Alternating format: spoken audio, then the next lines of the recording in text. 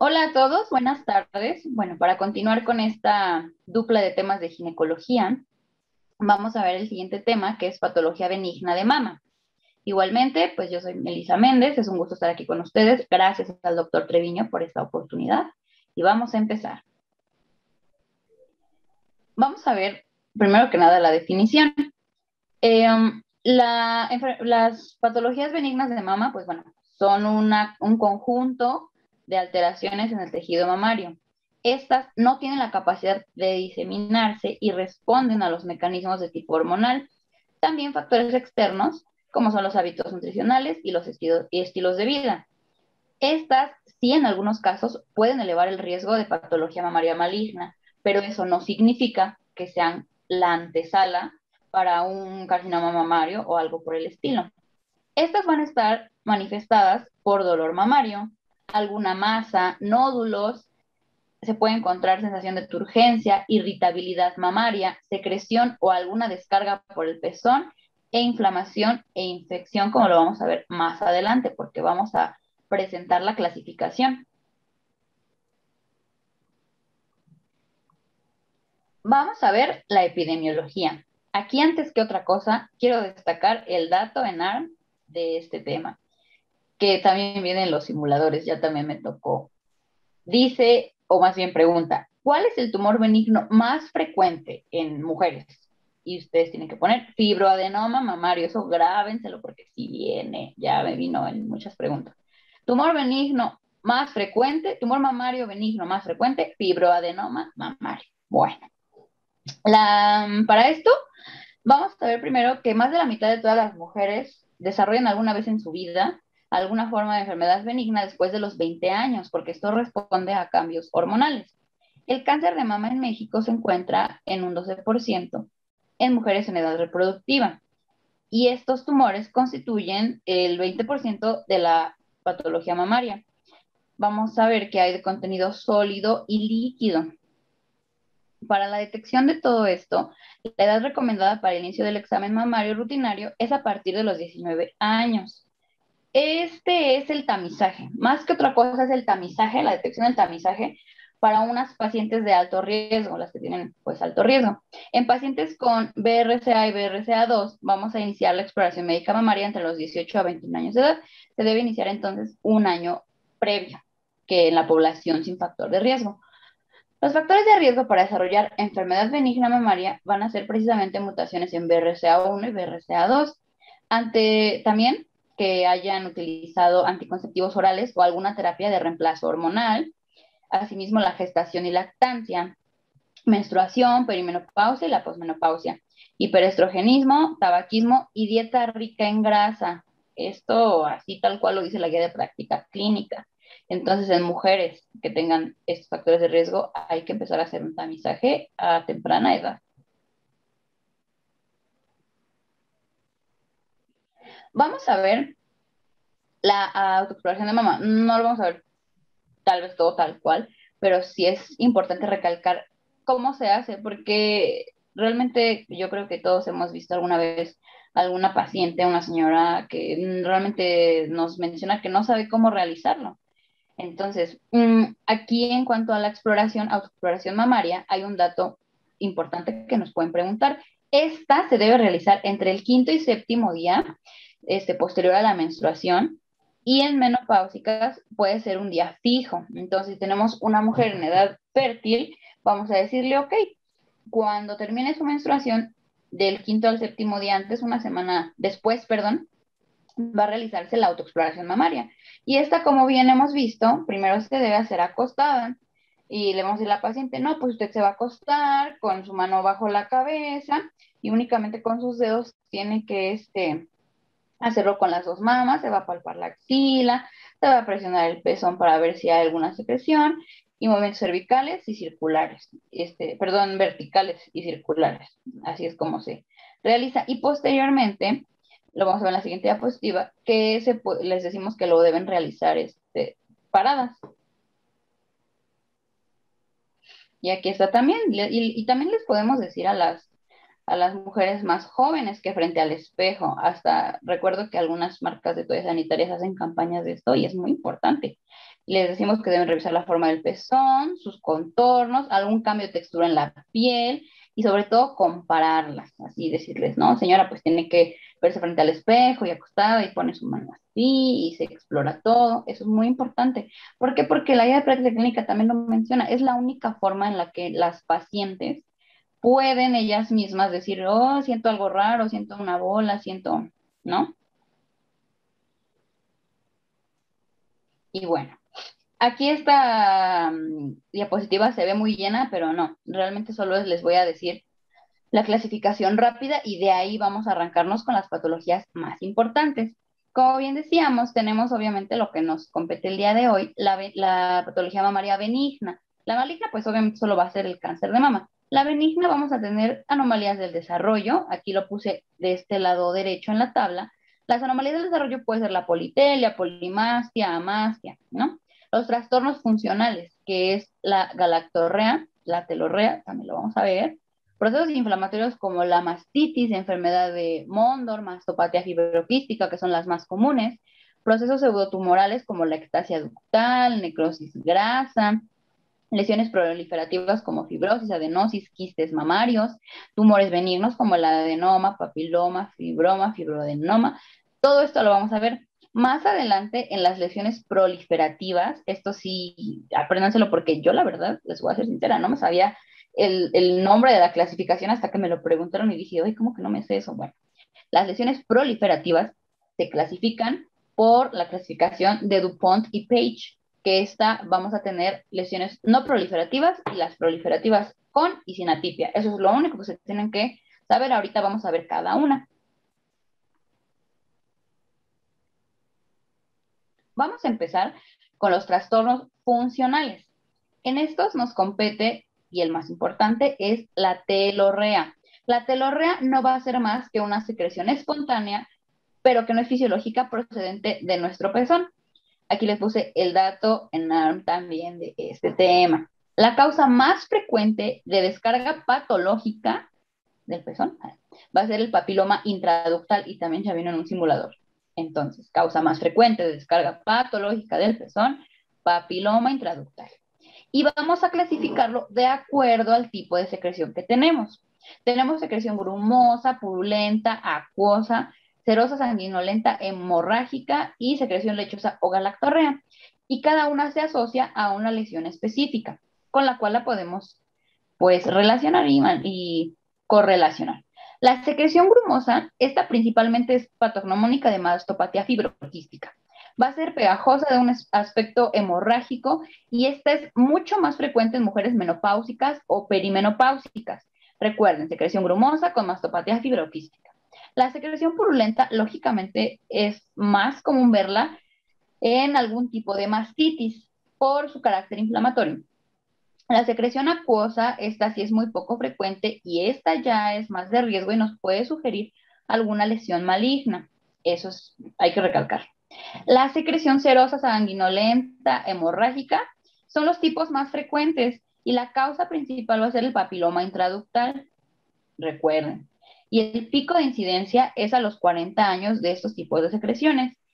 Y por último, la secreción lechosa o galactorrea, esta va a ser sobre todo de un carácter bilateral y en todos los orificios del pezón y puede estar o no asociada a hiperprolactinemia. Y hasta aquí la telorrea.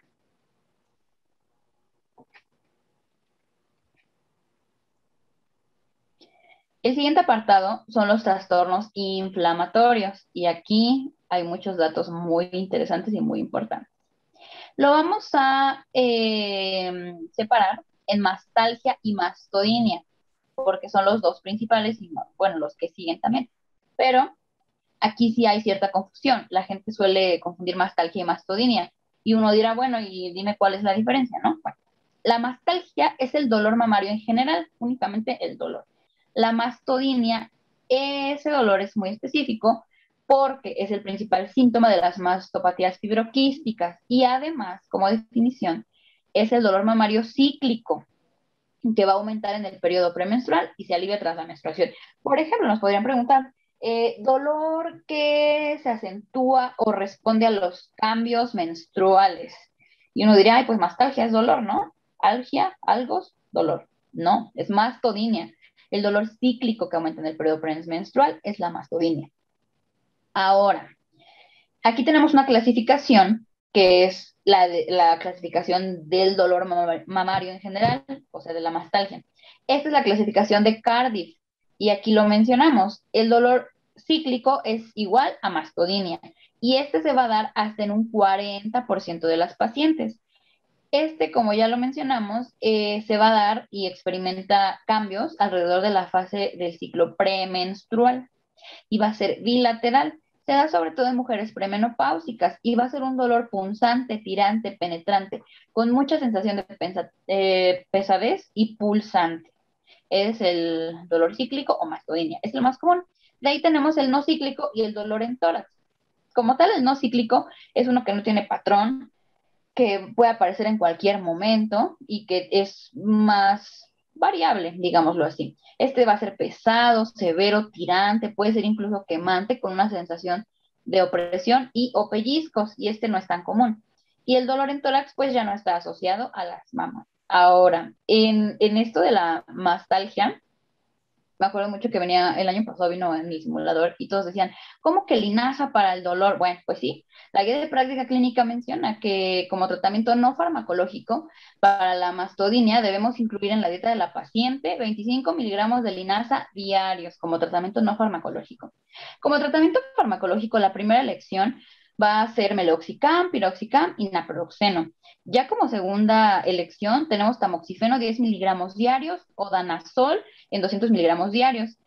Por último, en tercer lugar, la bromocriptina 5 miligramos diarios. Y en la guía de práctica clínica van a decir, ay, ¿cómo insistes con las GPC? Pero pues es que realmente todo el ENARM va a venir de ahí, ¿no? Entonces, la nimesulida, se hizo un estudio que decía que la nimesulida es la que mejores efectos dio y realmente remitió el dolor mamario. Entonces, eso es lo más importante entre mastalgia y mastodinia. Siguiente trastorno inflamatorio, este también es muy preguntable, la mastitis. Bueno, ¿qué es la mastitis? Pues es la inflamación del tejido mamario. Usualmente, ahorita vamos a ver la clasificación porque estas sí se dividen entre puerperales, no puerperales, infecciosas y no infecciosas. Bueno, la mastitis puerperal aguda, esa va a ser la forma más común y más habitual de aparición. Podrían llegarnos a preguntar, ¿cuál es la forma más común de mastitis? Pues la mastitis puerperal aguda. Y aquí ya lo vemos. Inflamación del tejido mamario que se va a dividir en no infecciosa e infecciosa. La infecciosa es bueno, sí es más grave, y la complicación de esta va a ser el absceso mamario. Aquí hay que recalcar en letras azules que este absceso mamario debe responder en un corto tiempo al tratamiento antibiótico. Se estima que en 3 a 5 días ya debe haber respondido satisfactoriamente al tratamiento antibiótico. Si este absceso no responde al tratamiento antibiótico, debemos pensar y descartar una patología maligna.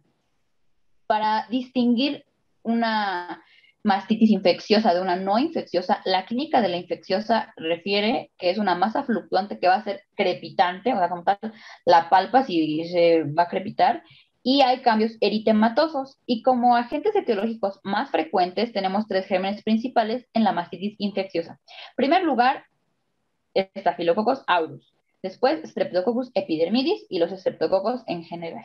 Entonces, esos son los agentes causales más frecuentes y como pregunta en ARM el año pasado, alguien dijo que le habían preguntado cuál era el agente etiológico del absceso de la glándula de Montgomery. Y bueno, era Pseudomonas aeruginosa, Protus, Streptococo y Estafilococo. Aquí lo vamos a clasificar de acuerdo al agente etiológico, pero sí quería destacar eso porque si se dan cuenta, el absceso de la glándula de Montgomery es el único que tiene un agente causal diferente, que es la Pseudomonas aeruginosa en primer lugar. Y aquí tenemos esto que es muy destacable. Este lo saqué de la revista de la ACOG. Nos va a clasificar la mastitis infecciosa en dos, que es la simple y la no y la complicada, perdón. En cuanto a la simple, tenemos que puede ser puerperal o no puerperal, y aquí ya lo vimos, la más frecuente va a ser la puerperal. En esta, la etiología principal va a ser Staphylococcus aureus. Podemos realizar un ultrasonido para descartar algún absceso y refiere que no se debe interrumpir la lactancia. El primer tratamiento, y más adelante lo vamos a ver, es el vaciado como tal de la mama, porque las pacientes refieren, y bueno, se puede desencadenar este proceso de mastitis debido a un mal vaciado de las mamas y que haya congestión.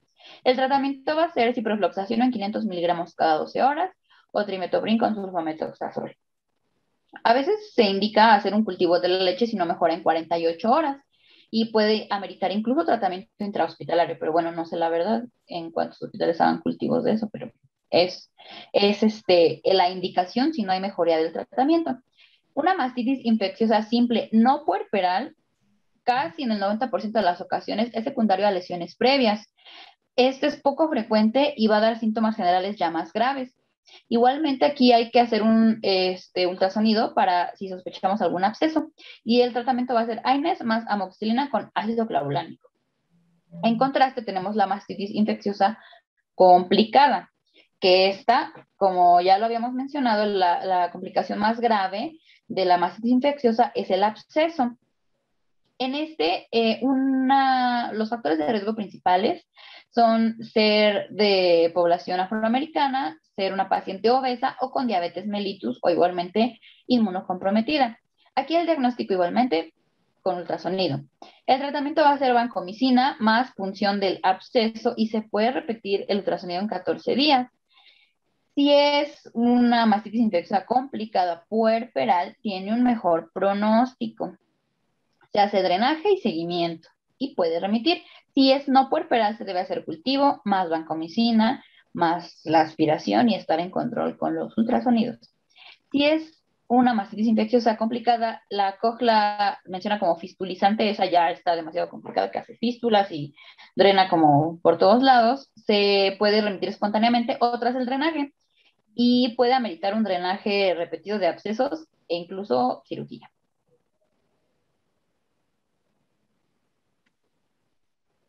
Y aquí, tal cual está sacado de la GPC, nos menciona precisamente la antibioticoterapia, perdón, que vamos a utilizar según la mastitis. Primero tenemos la mastitis puerpera, que ya vimos es la más común. Tenemos todo este abanico de posibilidades terapéuticas en cuanto al antibiótico. En primera elección nos menciona que es amoxicilina con ácido clavulánico en dosis de 500 miligramos con 125 cada 8 horas. Todos los tratamientos para la mastitis, el tratamiento antibiótico dura de 10 a 14 días, todos, eso no va a variar. Entonces, en primer lugar, amoxi con ácido clavulánico. Después, ampi de 500 cada 6 horas. Cefalexina de 500 en tercer lugar cada 6 horas también. Dicloxacilina de 500 o eritromicina. Ya en última opción sería el trimetoprim con sulfametoxazol cada 12 horas. Eso es en la mastitis puerperal, pero apréndanse muy bien la primera elección, que es la amoxicilina con ácido clavulánico, porque también lo han preguntado en varios simuladores y es el tratamiento de elección. Ahora, en la mastitis no puerperal, como primera elección de antibiótico tenemos el ciprofloxacino, pudiendo ser de 250 o 500 miligramos vía oral cada 12 horas. De ahí, las otras opciones es clindamicina 300 o 600 cada 8, amoxi con ácido clavulánico cada 8 también, cefalexina vía oral, o si ya es una mastitis no puerperal, pero complicada con absceso, cefalotina 1 gramo IV cada 8 horas, o metronidazol vía oral. Si se dan cuenta, en las mastitis no puerperales lo que cambia es que aquí no se va a utilizar el trimetoprim con sulfametoxazol, y ese es el tratamiento, pero igual apréndanse las primeras elecciones. En la mastitis no puerperal, primera elección, ciprofloxacin. Ya si está muy complicado, cefalotina, y eso es ya intrahospitalario. Siguiente trastorno inflamatorio. Esto es muy cortito, pero a veces nos puede llegar a confundir. La enfermedad de Mondor. Es otra enfermedad inflamatoria, la cual va a ser una tromboflebitis superficial de la vena toracoepigástrica. Ahí podemos ver la imagen. Así es como se va a ver una dilatación venosa en la región mamaria. Esta va a ser desencadenada principalmente por traumatismos, distensión muscular, algún antecedente quirúrgico, puede ser secundaria a carcinoma también, o procesos febriles. Lo muy importante es que va a aparecer en mujeres únicamente entre 21 a 55 años, es como la incidencia más común. La clínica, como lo vemos en la imagen, es un cordón subcutáneo indurado que va a estar en la mitad mamaria externa. Va a haber dolor local y puede haber posible retracción del pezón. Para el diagnóstico únicamente hay que, con ecografía, y se va a ver la estructura tubular, que es toda la vena sin el flujo vascular. Eso es lo que se ve, es una trombosis como tal, como les decía, tromboflebitis. Y el tratamiento dice que, la GPC dice que puede remitir de manera espontánea. Vamos con el siguiente, súper importante, la mastopatía fibroquística o también llamada displasia mamaria. A partir de aquí, se desencadenan las otras lesiones importantes que les mencionaba. Bueno, la mastopatía fibroquística, como definición, va a ser una enfermedad benigna y crónica que va a estar caracterizada porque hay una alteración en la proliferación del estroma mamario y del parénquima también. Esta alteración de la proliferación va a causar tumores y quistes que son palpables. No hay una clínica específica como tal para esto, pero el síntoma más común es el dolor mamario. Va a haber mastodinia, recuerden, cíclico, dolor bilateral, induración o nódulos palpables y puede o no haber telorrea, secreción por medio del pezón. Esta patología es la más frecuente en las mujeres premenopáusicas y es muy rara después de la menopausia. Como bien lo decíamos, responde a los cambios hormonales. Y aquí en estos tres cuadritos está la fisiopatología. Su etiología como tal es desconocida, pero se asocia a desequilibrios hormonales más el hiperestrogenismo. Obviamente, al haber proliferación, pues tiene que haber un exceso de algo, y justo ahí está la clave. Si hay una alteración en la proliferación, pues entonces podríamos decir, oh, pues tiene como alguna alteración hormonal, cosas así. Pues bueno, ese es el mecanismo por el cual se va a desencadenar. Tenemos esta clasificación que ya se las había mencionado, es para determinar el riesgo que tienen de degenerar hacia un cáncer de mama estas lesiones o displasias. Tenemos tres principales clasificaciones, que es la no proliferativa en un 68%, la proliferativa sin atipia, que tiene un 26% de riesgo de degenerar a cáncer, y la proliferativa con atipia en un 4%. Esta es la clasificación que les había mencionado al principio y ahí es donde se van a clasificar las demás patologías. Esta aquí también la tenemos. Este es el cuadro tal cual de la GPC, pero es la clasificación patológica. Y esta la puse así porque aquí voy a desglosar también preguntas muy, muy importantes. Como lesiones no proliferativas, o sea, con bajo riesgo de generar a cáncer, tenemos los quistes, la hiperplasia leve, las calcificaciones epiteliales, el fibroadenoma y la papila con cambios apócrinos. El fibroadenoma, pregunten, ¿cuál es el tumor benigno más común en mama? Fibroadenoma. Y se los dije al principio, en la primera diapositiva se los mencioné. Ahora, las lesiones proliferativas sin atipia, tenemos estas cuatro, que es la adenosis esclerosante, lesiones esclerosantes complejas, la hiperplasia moderada y los papilomas intraductales. Suena feo papiloma intraductal, pero es sin atipia. Y recuerden, papiloma intraductal, primera causa de secreción patológica del pezón. Lesiones proliferativas con atipia, alto riesgo de degenerar a cáncer de mama. Bueno, ahí dice, está moderadamente aumentado. Y sí, o sea, si nos preguntaran, ¿qué en la clasificación de las enfermedades benignas de mama, qué rubro tiene un riesgo moderadamente aumentado de riesgo de cáncer de mama? Lesiones proliferativas con atipia. Bueno, y aquí únicamente tenemos la hiperplasia lobular atípica y la hiperplasia ductal atípica. Ya al decir atípica, pues ya indica ahí un riesgo. Vamos con la mastopatía fibroquística, seguimos en esto. Vamos a ver el diagnóstico. Ustedes disculparán, pero donde vivo, pues pasa la basura y suena muy feo. Bueno, el diagnóstico, el gold standard, tenemos que va a ser estas tres conjuntos. Ese es el gold standard, empezando por la clínica, más una ecografía o mastografía, más el estudio microscópico, que puede ser una citología e histología. Ahora, Sí está indicada la punción aspiración con aguja fina. Está indicada en estos casos de mastopatía fibroquística, pero con un predominio nodular quístico. Ofrece, muy importante, ofrece garantía diagnóstica, porque puede curar el quiste tras la evacuación del contenido. Como tratamiento, la mastopatía fibroquística no requiere tratamiento. Se puede optar por tratamiento médico en cuanto a base de progestágenos en la segunda fase del ciclo menstrual para compensar ese hiperestrogenismo.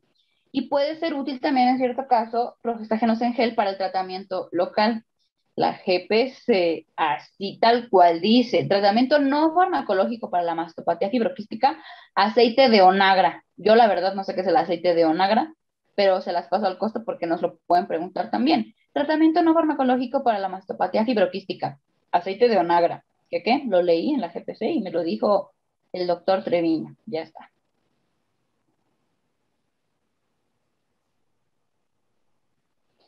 Sigamos con estas lesiones proliferativas.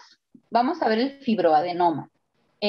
Aquí realmente estoy hablándoles de las patologías más comunes y las que nos van a preguntar. O sea, realmente puede haber hasta 100 patologías diferentes, pero vamos a ver las más importantes. El fibroadenoma, como se los mencioné ya 3 veces, es el tumor benigno más frecuente en la mama. Súper preguntado. Tumor benigno más frecuente en la mama. Este fibroadenoma es una masa, realmente es una masa circunscrita, que es móvil y usualmente solitaria, o sea, es una masa única.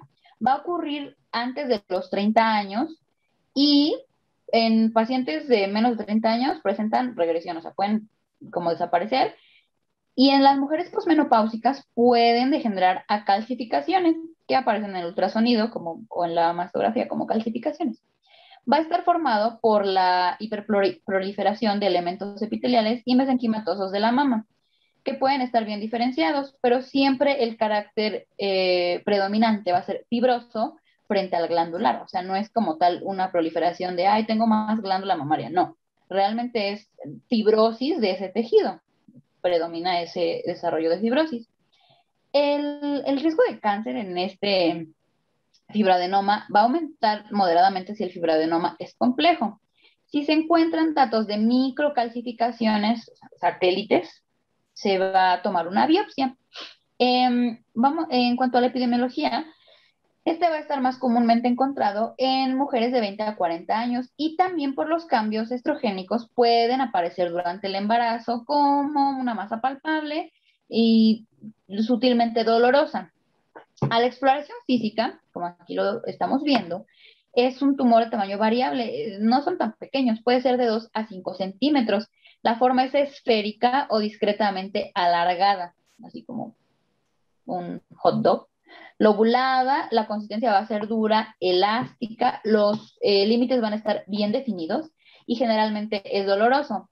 Así, para verlo de una manera burda, es como encontrar una piedrita adentro. Entonces, así es como se va a palpar en la clínica.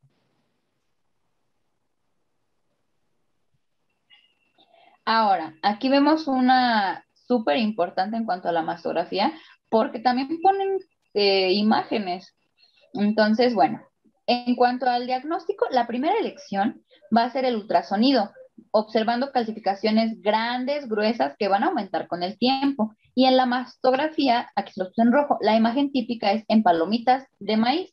Aquí lo podemos ver en el cuadro color fuchsia, ahí lo remarqué. Como pueden ver, son así nodulares, que están juntas. Bueno, estas son dos formaciones, pero así es la imagen como tal en palomitas de maíz. Entonces, si ven esta imagen, van a decir, ah, pues fibroadenoma. El tratamiento de primera elección va a ser seguimiento clínico y ultrasonido anual. No es como tal de que, ay, ya, tengo un fibroadenoma, te lo tengo que operar. Las indicaciones para la extirpación quirúrgica es que el tamaño sea superior a 2 centímetros, que esté creciendo de manera rápida, que haya una duda diagnóstica, y bueno, la GP se menciona la cancerofobia, o sea, que si nuestra paciente dice, no, es que me voy a morir y me da mucho miedo y siento que es cáncer, pues bueno, podríamos ver si hay recursos, si es apto el escenario clínico, una resección quirúrgica. Entonces recuerden, fibroadenoma, pues bueno, su nombre lo dice, tumor benigno más común, proliferación excesiva de elementos fibrosos y y una imagen típica en palomitas de maíz.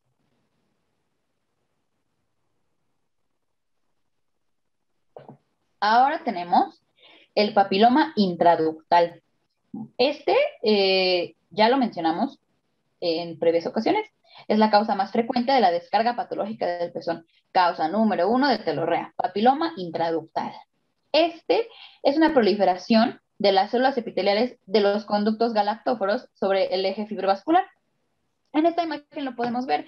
Es un ultrasonido mamario que va a mostrar el conducto como tal dilatado, que es característico de esta entidad patológica. Lo vamos a clasificar en dos, que es el papiloma solitario y la papilomatosis múltiple. Es muy importante clasificarlo en estas dos porque dependiendo de esto va a depender el riesgo que tenga de degenerarse o no a cáncer de mama. Vamos a empezar con el papiloma solitario. Vamos a ver también esta tabla comparativa. El papiloma solitario va a afectar a los conductos principales y se va a localizar a 1 o 2 centímetros del pezón. Este va a aparecer más comúnmente en mujeres premenopáusicas, más jóvenes. Es la causa más frecuente de telorrea y no se asocia a ningún riesgo de cáncer de mama. En la clínica es una telorrea sanguinolenta de un solo orificio y va a ser espontánea sin alguna masa ni tumor palpable. En este papiloma solitario, el tratamiento es la extirpación quirúrgica de ese tratamiento que está dilatado. Y usualmente recidiva, en un 95% de los casos recidiva. La paciente deja de tener secreción por el pezón, deja de tener dolor, de hecho dice que realmente no es tan doloroso y remite sin ninguna otra complicación. Por el otro lado, y en contraste, la papilomatosis múltiple, esta va a afectar a varios conductos y al contrario del papiloma solitario, se va a dar en los conductos terminales, más alejados del pezón. Se va a asociar a hiperplasia epitelial atípica y aparece en mujeres aún más jóvenes que el papiloma solitario. La clínica no es tan habitual la presencia de telorrea. Ahí, ojo con eso. Y el tratamiento se debe hacer una extirpación quirúrgica, pero con márgenes. Se debe extirpar una zona amplia alrededor de esta lesión. Y aquí sí pongan mucha atención. Papilomatosis múltiple, 40% de los casos se asocian a degeneración en cáncer de mama. Por eso lo puse en rojo. Porque bien nos podrían preguntar, ok, es una lesión benigna, ok, papiloma intraductal, te la compro. Pero nos pueden decir qué tipo de papiloma intraductal se asocia a cáncer de mama, papilomatosis múltiple. Ya con eso, ya tienen el 50% de este tema ganado.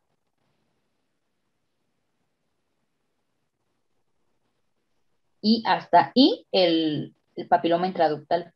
De papiloma intraductal llevémonos que es la causa más común de telorrea y se clasifica en solitario y multilobular. Bueno, sigamos con los quistes mamarios. Aquí los puse en una sola, es un muy corto, pero aquí únicamente hay que sabernos de qué están hechos porque salen. Bueno, los quistes mamarios son secundarios, sí, secundarios a la mastopatía fibroquística y son muy frecuentes. En realidad se estima que hasta un 70% de las mujeres en México podemos tener quistes mamarios.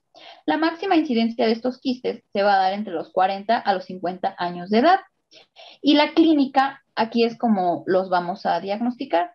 Son tumoraciones indolorosas que se van a palpar de forma redondeada. Son de una superficie lisa, móvil, que no están adheridas y son sensibles, eso sí. Son indoloras, pero son sensibles, como que las sientes y dices, ay, pues ahí hay algo. A la presión se puede notar tensión e incluso fluctuación, pueden moverse, o sea, realmente la tocas y se pueden mover. Sí. De estos tenemos los galactoceles, que son quistes mamarios hechos de leche, realmente de leche. Se quedan como ahí degenerados, son una variante de los quistes de leche, se quedan ahí de mamás lactantes, que cesan su actividad, ahí se quedan, digamos que son como fósiles, piedras fósiles de leche mamaria. Puede ser una buena definición para aprendernos.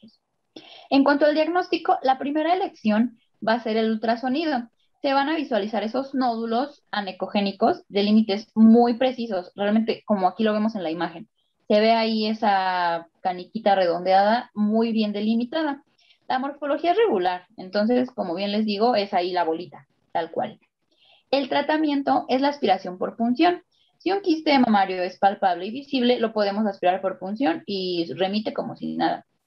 Si en la aspiración, aquí sí pongan atención, si la aspiración arroja un líquido claro sin sangre, no es necesaria la citología del líquido, pero si a la hora de la aspiración por punción tenemos un líquido turbio, sanguinolento, purulento, de otro tipo de características, sí es necesaria la citología. Aquí es como lo único que es muy destacable. Un quiste mamario que a la aspiración tenga un líquido de características no claras y sanguinolentas es indicación para citología de este líquido.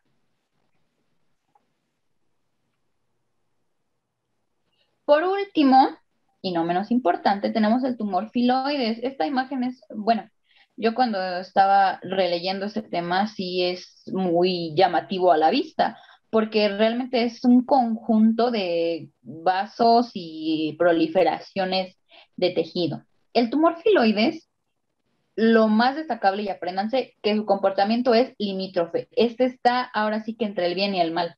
El tumor filoides tiene un comportamiento limítrofe benigno y maligno. Va a aparecer entre la cuarta y quinta década de la vida, pero se distingue porque el crecimiento es muy rápido y este sobre todo está asociado en pacientes con síndrome de Li-Fraumeni. Este pues obviamente ya está asociado a más complicaciones y predisposición genética a cáncer de mama. En este, la clínica principal inicia con enrojecimiento, eritema, dolor, pesadez y dilataciones venosas.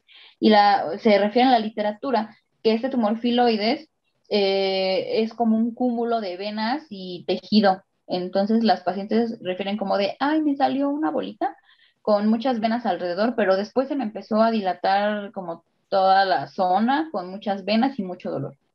Y las pacientes pueden tener igual telorrea sanguinolenta, induración local, calor local, pueden desarrollar hasta fiebre, entonces por eso es que su comportamiento es limítrofe.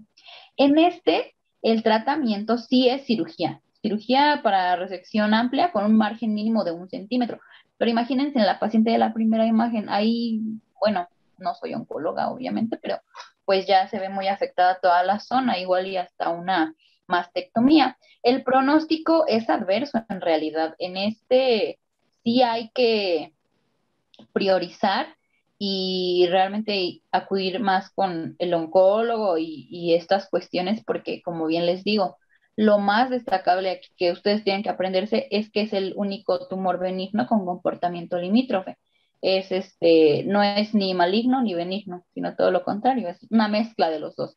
Entonces, no sé, tumor en el simulador, tumor benigno con comportamiento limítrofe, no, pues tumor filoides, ya, con esto es todo. Y hasta aquí concluimos el tema de patología mamaria benigna. Muchas gracias por su atención y espero que les sea de mucha utilidad.